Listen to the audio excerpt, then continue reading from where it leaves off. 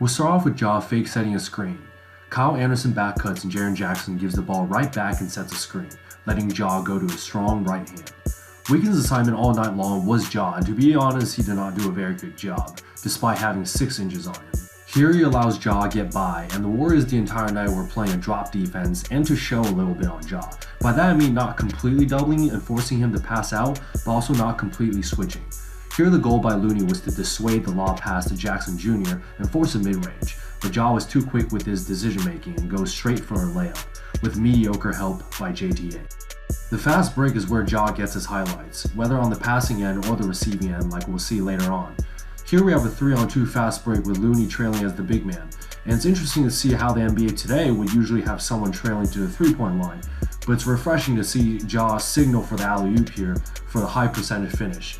This is how fundamental fast break basketball should be played.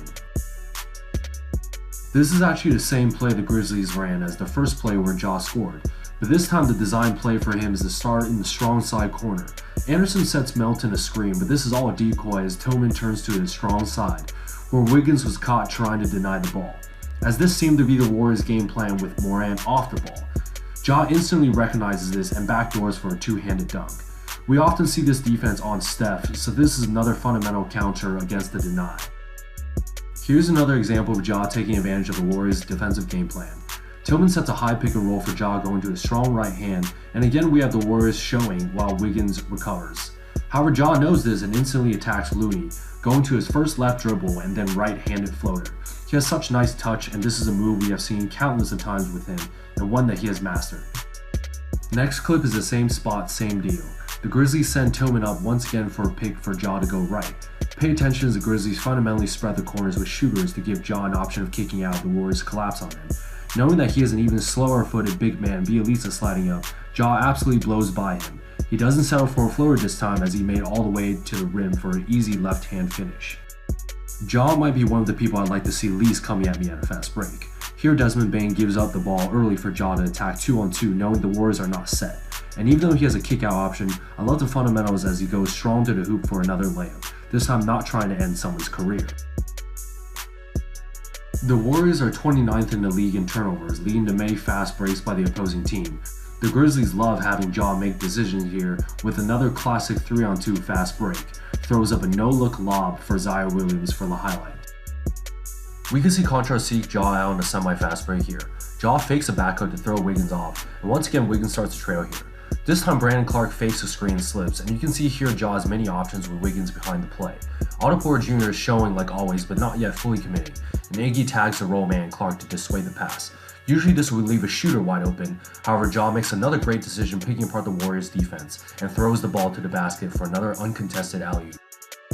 The Grizzlies ran a play for Ja to potentially spot up at the top of the key, but here Brandon Clark slips another screen, forcing Jordan Poole to rotate down.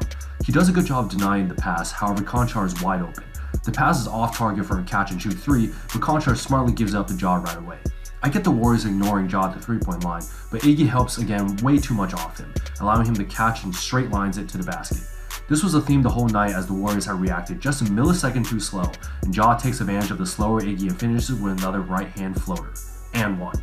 This time Grizzlies set up a play where there is no shooter on the strong side since Ja is going to his left.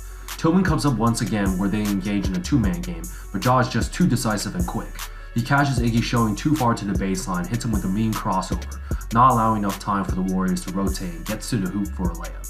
I am so impressed with Ja's maturity in this game, especially in clutch situations. The guy is just mean to the Warriors in crunch time, as he shows once again here. I'm not sure the Grizzlies almost intentionally forced the Warriors to fall asleep on Ja late in the shot clock, but GP2 again gets too far up, almost attempting to steal the ball, allowing Ja to catch and burst past the defender once again. His patented left-hand dribble into the right-hand floater is unstoppable with his elevation. I actually think that move is what closed out the Warriors last year in the playing game. The icing on the cake was when Clark sets a screen for Ja to go right, with shooters in a strong side for the kick out. Also noticed the Warriors switching Wiggins off whenever GP2 was in the game, but he also wasn't too successful in guarding him. The lack of a hesitation is impressive as Ja hits Wiggins with the same crossover he hit Iggy earlier with, and gets past him for another tough left-hand finish. And one, and the game is over. Overall, this was a tough loss for the Warriors as the better team won. The Grizzlies did not have Dillon Brooks, and the Dubs were also missing Draymond, two key pieces that would definitely play a huge factor come playoff time. The Grizzlies seem to be able to compete with the Warriors the last few months, all thanks to a rising superstar in Ja Morant. The man is an absolute animal and definitely has an it factor. Despite the comeback down from 18 points, the Warriors' third quarter barrage was not enough as they failed to stop the Grizzlies in the fourth. It did not help as Jordan Poole was a -17 and Steph was still relatively inefficient.